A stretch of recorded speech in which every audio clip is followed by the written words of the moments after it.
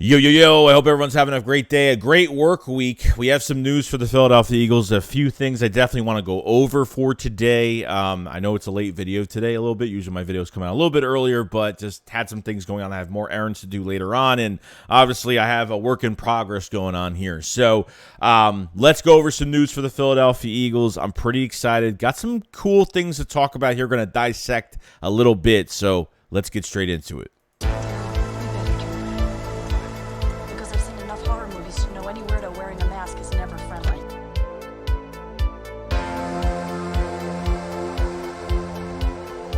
Yo, I hope everyone's enjoying their week, and obviously training camp still waiting. Want to see the competition, but until then, a lot of things are happening right now. We find out more about some of these players, obviously signings for the Philadelphia Eagles and what could happen post-June. A lot of different things can go on. Okay, now first I want to go over Nolan Smith. Yes, Nolan Smith finally signed his contract. He inked a 4-year deal, $12 million. Well, it was pretty much $11.9 million. $5 million signing bonus. Okay, very excited to see him play this year. I'm excited to see how Sean Desai uses him. So I think the only player that we haven't signed yet is Keely Ringo, which shouldn't be a hard contract. Should be relatively very cheap. So this is done. This is officially done now, and, we just have one more signing left. Cap space-wise for the Philadelphia Eagles, it looks like it is over $13 million, a little bit over that. Definitely a lot of, definitely, it's pretty good. I mean, after what you did, low-risk, high-reward moves, a lot of free agency, and going to this draft and inking these deals, getting them done, and the Eagles still have over $13 million in cap space. That's a really good sign, especially for next year's cap and a lot of stuff like that. But, we'll talk about the June 1st designations and what the Eagles could do a little bit more in this video when we get through it. So very glad that Nolan Smith signed his deal, and it is done. Next on the list is Jordan Davis. Now, a lot of news has been coming out about Jordan Davis. Greg Cosell, Inside the Birds, has gotten some information in the background about Jordan Davis, what he's been doing this offseason, and he is working his tail off. Not saying that no player works their tail off, but for Jordan Davis, he's probably the most important draft pick that we have right now. He starts up front. The trenches is where it's at, and obviously I think both your defensive tackles, it starts with them, for your defense. I thought Jordan Davis played really well last year. He was like a top 13 defensive tackle against the run last year until week 6 or 7, and then he ended up getting the high ankle sprain. I know his statistics didn't really pop out too much because he was a better run stuffer last year, and it was his first year.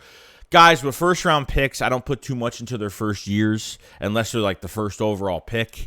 Then I got to see a little bit more because of where they were drafted, but at the same time, you gave up some picks for Jordan Davis to move in front of the Ravens to go get him. But at the same time, he was at Georgia. He was 365 pounds. He went to the combine. He lost like 20-something pounds, had a really good combine, went to the Eagles, and, he had some issues with his conditioning was an issue. It definitely was. Less of a motor. I saw him get laid out a few times during the year last year, but I'm not going to put too much on it because it's his first year, like I said. Going to his second year is going to be really interesting. Like I said, he's more of the big focal points to this defensive line, now playing next to his best friend in Jalen Carter, which I think is going to amp those guys up even more, that he'll play on even a bigger level than what he's going to play on, which I think really does help.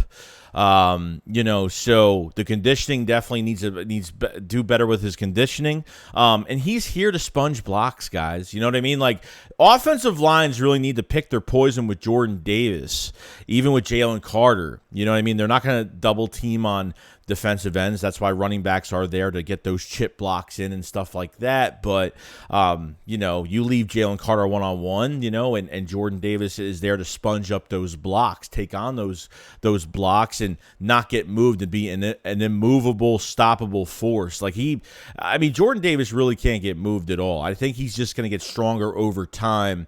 Obviously, weight room. And if you saw the picture of Nolan Smith and Jalen Carter, in the building the first day after they were drafted at the NovaCare complex, and Jordan Davis was sitting there, it looks like Jordan Davis lost a lot of weight. I mean, it wouldn't surprise me if Jordan Davis is like he's like 320 something pounds. I mean, he looks like he lost a lot of weight. And that's not a bad thing, because the only way this pick is going to fail is if the Eagles can't manage his weight, or Jordan Davis just doesn't care and he has lazy off seasons. That's really the only way that this pick is going to fail at the end of the day. So maintaining his weight is probably the most important thing right now. But from what we're hearing so far is, he's going to have a big year. His role is going to increase, apparently. I don't know what that means. I don't know. Is he, I don't think he's going to move to a defensive end or anything like that.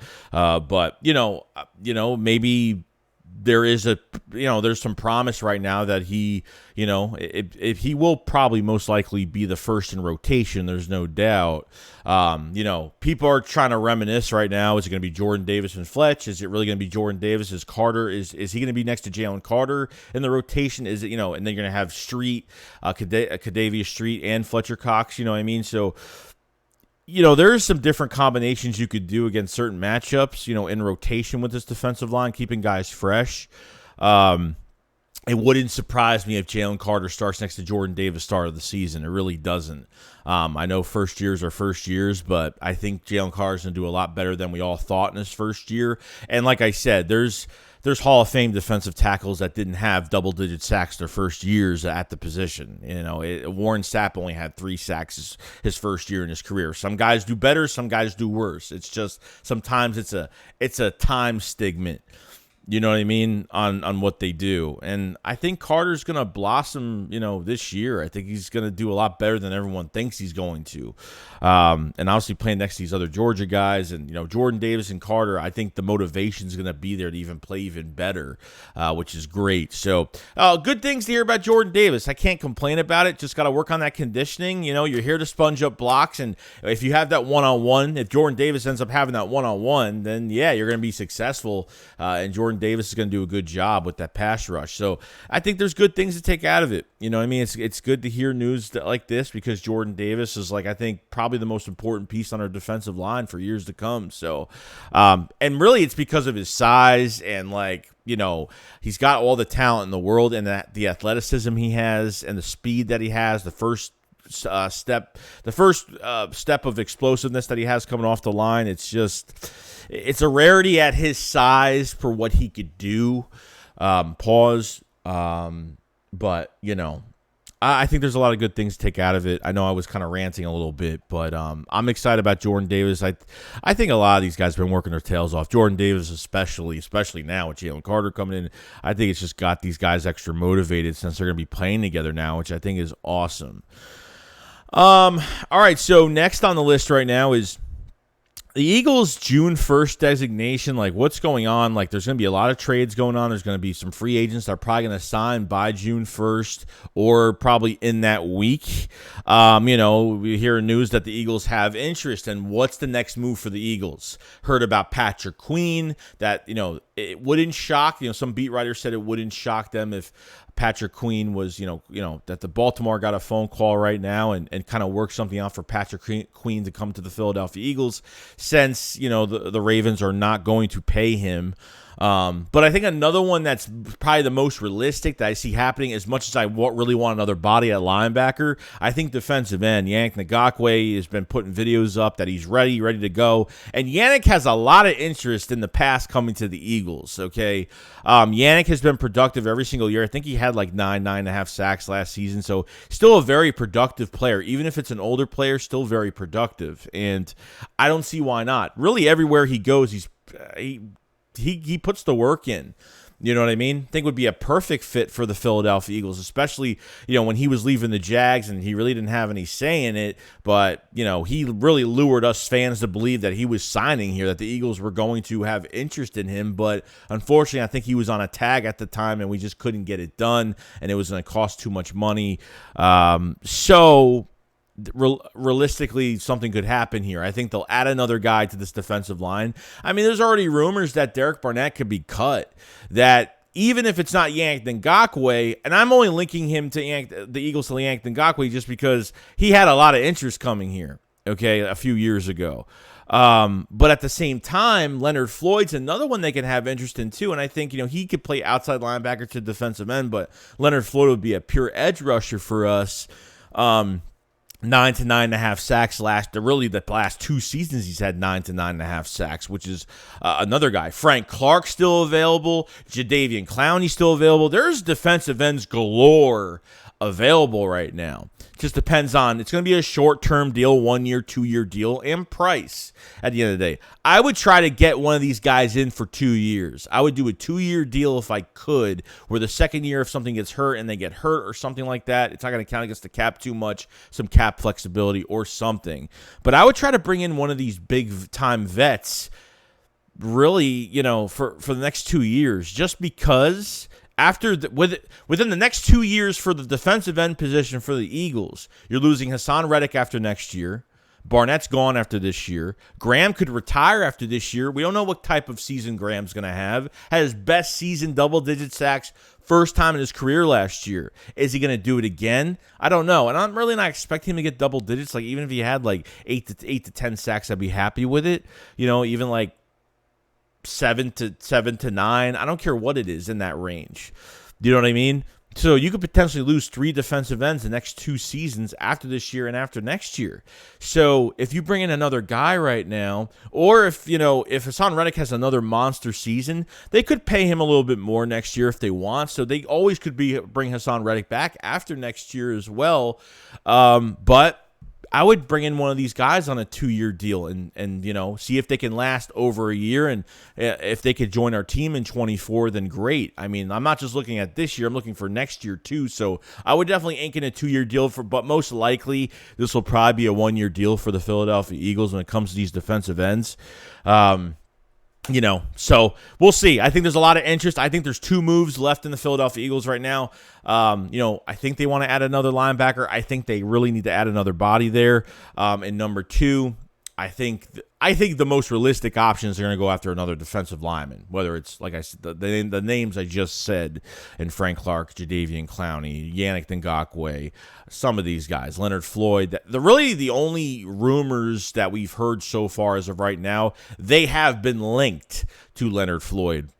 As a name put with a team, that's all I've heard so far. But there are other guys available. And Yannick might go to his agent and be like, I finally want to play for the Eagles because their defensive line, they were just in the Super Bowl last year. Their defensive line is still really good, really deep. So I think Yannick could be a big possibility for this defensive line. So, stay tuned. June 1st is coming soon. So very excited about all that and what the Eagles are, going to have, what Howie Roseman's going to have up his sleeve a little bit by that time. Lastly, an NFL rule. We have some rule changes here. Ian Rappaport put out some news, and probably by the 49ers that probably put this out. Who knows at this point? So it looks like you can actually dress a third quarterback at the games now. It's not going to count against, apparently it's not going to count against a roster spot or nothing. So I don't know what teams are putting this rule out that we want to be able to dress 3 quarterbacks in one game. I mean, if you're down to, obviously with the 49ers last year in the NFC Championship game, like, you don't really see that too often where 2 quarterbacks go down, and yeah, it's pretty bad. It was to a point where Christian McCaffrey was going to play quarterback in that game. That's how bad it was. You know what I mean? So you have 2 quarterbacks end up getting hurt, or one's partially hurt, comes back in the game because they don't trust anybody else, playing the spot, because what other players are playing quarterback. So as of right now, the Eagles can dress another quarterback if they want on game day, which will not count against the roster on game day, which is good. That should be fair. But I mean, who could have thought about this rule? Who went to the NFL, put this thing in to get it approved? I have to say it was probably the 49ers. I mean, the only team that would complain about dressing a third quarterback. I mean, that's just me at the end of the day. That's just me. So obviously these rules they're stupid rules that are kind of brought in for acceptance. And half of them aren't really accepted as much, but this right here, I guess it's a good thing, I guess. But You can just have, hey, who wants to come to the game this week in your quarterback group? Like you could bring your practice squad guy up every time to dress for game day. So I don't know. This is just a rule that, they always do rules like this. Sometimes they take them off, but, this rule, I guess, is fair to some teams, I guess, that really want to dress a third quarterback that badly. But I'm not putting too much into it because if you're down to your third quarterback, it's a problem, obviously. So get some more offensive linemen and you won't have this damn problem ever again. So other than that, guys, that's pretty much it. We talked about Nolan Smith's contract, the cap space for the Eagles, Jordan Davis, what he's doing behind the scenes, and what it means that he has to have a really good second year. Yannick Ngakoue, June 1st, what are the Eagles going to do? What moves could they make? Will they go after a Patrick Queen trade? Could they go after Yannick, Frank Clark, Leonard Floyd they've been linked to? And obviously this rule change that, is kind of sad because I don't get how many teams would actually accept this or, what team actually put this in, which I think is ridiculous. But other than that, that's pretty much it. So we're still waiting. We're still seeing what's going on. But I would look around that June 1st period, first week of June. I feel like things are going to spice up a little bit. I feel something's going to happen. The Eagles still have a good amount of cap space. They'll have to sign another vet to the defensive line or a linebacker in a trade. I don't know what they're going to do here, but I feel good things are happening real soon. So if you guys last this long in this video and you enjoyed it this much, make sure you subscribe to the channel. Make sure you like the video as well. We have some stuff going on in the background. We got the upgraded setup is coming. I'm in transition right now. I'm very busy with it, so I'm trying to get out videos as much as I can. I'm trying to get all this work done as soon as I can so you guys can see everything. So do appreciate everybody joining up and watching the video today. Enjoy the rest of your week and enjoy work. Enjoy your life. And I'll see you guys on the next one. Shakes what up, follow us. Peace out, guys. Peace.